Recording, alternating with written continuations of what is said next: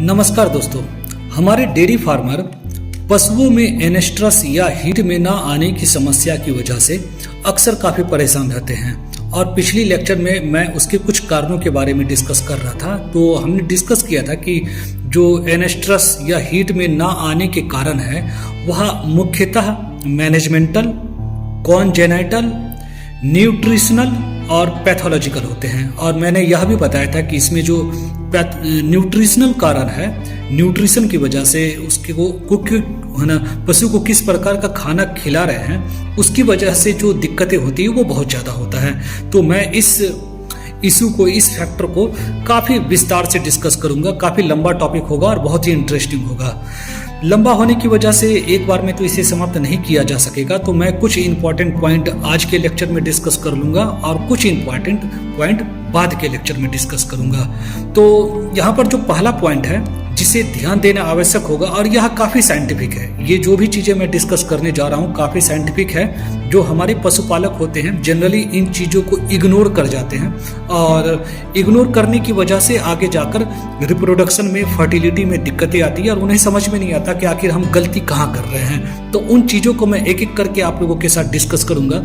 तो जो सबसे पहला पॉइंट है वह है बॉडी कंडीशन स्कोर। पशु का बॉडी कंडीशन स्कोर कैसा है? तो बॉडी कंडीशन स्कोर एक ऐसा कंसेप्ट है, पहले मैं इसे समझाऊंगा। यह एक ऐसा कंसेप्ट है जिससे यह पता लगता है कि आखिर पशु कितने दुबले पतले या कितने हष्ट पुष्ट मोटे हैं। तो यहाँ पर उसके बॉडी के कंडीशन के बेसिस पर एक स्कोर दिया जाता है। यह 1 से लेकर 5 तक हो सकता है डेयरी एनिमल में। 1 का मतलब है कि पशु बहुत ज़्यादा दुबला पतला है और 5 का मतलब है कि हष्ट पुष्ट है। तो किसानों को अक्सर यह बात ध्यान में रखना चाहिए कि प्री पार्टम यानी काविंग से पहले और पोस्ट पार्टम कहने का मतलब है कि काविंग के बाद जो ट्रांजिशन पीरियड है, इस समय पशु के बॉडी कंडीशन स्कोर कैसा है। यदि इस समय बॉडी कंडीशन स्कोर अच्छा नहीं है तो यह पशुओं के रिप्रोडक्टिव सक्सेस, उनकी फर्टिलिटी, उनके हीट में आने की जो क्षमता है उसको बहुत एडवर्सली अफेक्ट करेगा। तो यदि ऐसा हो रहा है, बॉडी कंडीशन स्कोर अच्छा नहीं है, किसान बहुत आराम से समझ सकते हैं, खुद भी जानवरों को देखकर समझ पाएंगे कि काविंग के पहले और बाद में इनके हेल्थ में कितना इफेक्ट पड़ा है। यदि वो काफ़ी दुबले पतले हो रहे हैं, काफ़ी कमज़ोर से हो रहे हैं, वीक से नज़र आ रहे हैं, तो उनको न्यूट्रिशन पर ध्यान देने की आवश्यकता है। इस लेक्चर में और बाद के लेक्चर में किस प्रकार से आप न्यूट्रिशन को अच्छा कर सकते हैं, किस प्रकार से राशन को आप बेहतर कर सकते हैं, किस प्रकार से आप साइंटिफिक अप्रोच को ले पाएंगे, इन सारी चीज़ों को मैं डिस्कस करूंगा। तो उन चीज़ों को अपनाने के बाद आप पशुओं के बॉडी कंडीशन स्कोर को इम्प्रूव कर पाएंगे और आप देखेंगे कि आपके पशुओं में जो फर्टिलिटी है वो सुधर जाएगी। तो यह तो पहला पॉइंट था। दूसरा जो बिंदु है वह है, यह भी काफ़ी साइंटिफिक है, दूसरा बिंदु है निगेटिव एनर्जी बैलेंस। पहले मैं समझा देता हूं कि निगेटिव एनर्जी बैलेंस क्या होता है। तो पशुओं को डेली एक एनर्जी की रिक्वायरमेंट होती है। उनको खुद को मेंटेन करने के लिए, सारे काम को करने के लिए, खुद के शरीर की इंटरनल जरूरत के लिए, बाहर की जरूरतों के लिए उनको एक एनर्जी चाहिए होता है खाने के द्वारा। यदि वो एनर्जी उनको जो रिक्वायरमेंट है, यदि जो उनको इंटरनल काम करने के लिए, नेसेसरी काम करने के लिए जो एनर्जी की रिक्वायरमेंट है, वो एनर्जी उसको खाने से नहीं मिल रहा है, तो उस कंडीशन को हम बोलते हैं निगेटिव एनर्जी बैलेंस। और यह यदि निगेटिव एनर्जी बैलेंस ठीक नहीं है, पशु को एनर्जी ठीक से नहीं मिल रहा है उनके राशन से, तो पशुओं के फर्टिलिटी को यह बहुत स्ट्रांगली इन्फ्लुएंस करेगा। उसका जो फर्टिलिटी है वह पुअर हो जाएगा। अब आपको समझ में कैसे आएगा कि जो ये पशु हमारे पास है वो निगेटिव एनर्जी बैलेंस में है, यानी उनको एनर्जी की मात्रा ठीक से नहीं दी जा रही है। तो जो सबसे पहला जो आप चीज़ देखेंगे वो देखेंगे बॉडी कंडीशन स्कोर। यदि बॉडी कंडीशन स्कोर अच्छा नहीं है, ठीक नहीं है, पुअर है, तो आप शक जरूर करेंगे कि इसमें, इन पशुओं में जो एनर्जी, निगेटिव एनर्जी बैलेंस हो रहा है, यानी कि इनको खाने में हम एनर्जी ठीक से नहीं दे पा रहे हैं। तो आप उस तरफ ध्यान देंगे और उस चीज को पूरा करने की कोशिश करेंगे।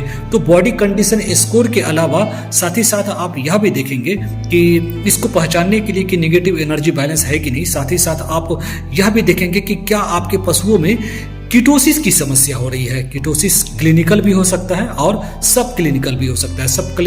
सब क्लिनिकल कहने का मतलब है कि लक्षण बाहर दिख नहीं रहे हैं लेकिन वह प्रॉब्लम है। यदि क्लिनिकल होंगे तो लक्षण दिखेंगे, स्पष्ट लक्षण दिखेंगे। और वह लक्षण क्या होंगे? वह लक्षण होंगे पशुओं में भूख का ना लगना, एनोरेक्सिया की प्रॉब्लम हो जाएगी, भूख नहीं लगेंगी, वो कम खाएंगे, उनका दूध भी कम हो जाएगा और जो गोबर होंगे वो काफी फर्म और ड्राई गोबर होंगे, यानी काफी टाइट से गोबर होंगे। और साथ ही साथ आप पशुओं को देखेंगे तो वो बहुत कमजोर से दिखेंगे। तो इस जो समस्या है निगेटिव एनर्जी बैलेंस को, इसको आप सॉल्व किस प्रकार से करेंगे? तो जो इसके जो मैनेजमेंटल कुछ चीजें मैं यहाँ पर डिस्कस कर रहा हूँ जो आप अपने फार्म पर करके इन कंडीशंस को सॉल्व कर सकते हैं। सबसे पहला कि जो ड्राई मैटर इनटेक है वो आप घटाएंगे। आप जो भी लो ड्राई मैटर इनटेक पर रखेंगे पशुओं को, यानी जो भूसे की मात्रा है वह कम से कम करेंगे। जो भी भूसा हो या दूसरे ड्राई मैटर है उसको आप कम करने की कोशिश करेंगे, कम करेंगे।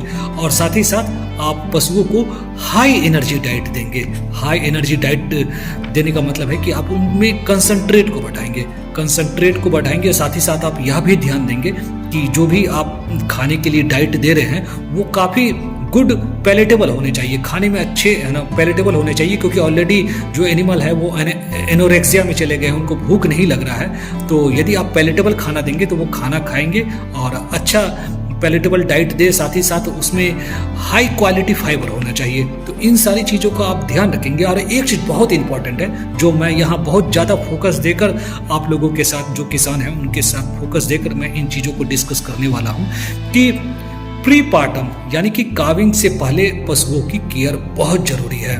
लगभग काविंग से 2 हफ्ते पहले आप पशु को, आप गाय को या भैंस को जो प्रेग्नेंट है, 2 हफ्ते पहले से आप उन पशुओं को वैसा ही खाना देंगे जो कि आफ्टर काविंग देते हैं। जनरली किसान यहाँ पर गलती क्या करते हैं कि वो उनका मानना होता है कि जब पशु काविंग कर देंगी, जब दूध देना शुरू करेंगी, तब उनको हम ज़्यादा खाना, अच्छा खाना देंगे ताकि हमें दूध का जो दूध बनाने के लिए जो रिक्वायरमेंट होगा वो उनका पूरा होता रहे। लेकिन गलती यहीं पर कर जाते हैं, वो दूध के लिए तो खाना देते हैं लेकिन उस समय 2 हफ्ते पहले आपने अच्छा उनको राशन नहीं दिया तो उनका जो निगेटिव एनर्जी बैलेंस यदि उस समय खराब होता है, उनका बॉडी कंडीशन स्कोर उस समय खराब होता है, तो उनका जो रिप्रोडक्टिव जो स्ट्रेंथ है पशु का वो खराब हो जाएगा। वो डिलेड ओवुलेशन शो करेंगी, हीट में नहीं आएंगी, उनकी फर्टिलिटी रिड्यूस हो जाएगी। तो इन चीज़ों को आपको काविंग से 2 हफ्ते पहले ही उनको काफ़ी अच्छा राशन देना है। ट्रांजिशन पीरियड जो होता है, ट्रांजिशन पीरियड कहने का मतलब है कि लगभग 3 हफ्ते, काविंग से 3 हफ्ते पहले और 3 हफ्ते बाद, यह बहुत इंपॉर्टेंट होता है। इस समय आपको निगेटिव एनर्जी बैलेंस को मिनिमाइज करके रखना है। यदि आपके फार्म में निगेटिव एनर्जी बैलेंस की समस्या हो रही है तो लगभग 3 हफ्ते, काविंग से 3 हफ्ते पहले और काविंग से 3 हफ्ते बाद आप निगेटिव एनर्जी बैलेंस को बिल्कुल मिनिमाइज करेंगे। मैंने ये जो भी मैनेजमेंटल चीज़ें आप लोगों को बताया है, इन चीज़ों को आप फुलफिल करेंगे और किसी अच्छे वेटनेरियन से भी जो आपके आसपास में होंगे उनसे मिलने के बाद आप हर एक प्रिकॉशनरी मेजर लेंगे और इन चीज़ों को दूर करेंगे तो आप देखेंगे कि आपके पशुओं में फर्टिलिटी इंप्रूव हो जाएगा। तो आज के लेक्चर में इतना ही मैं डिस्कस करूंगा, लेकिन न्यूट्रिशनल में और भी बहुत सारी चीज़ें हैं, प्रोटीन, मिनरल, विटामिन, इनकी क्या ज़रूरत है, किस प्रकार से देना चाहिए, काफ़ी इंपॉर्टेंट है, जो कि मैं अगले लेक्चर में आप लोगों के साथ डिस्कस करूंगा। तो thanks for watching my video. Thank you very much.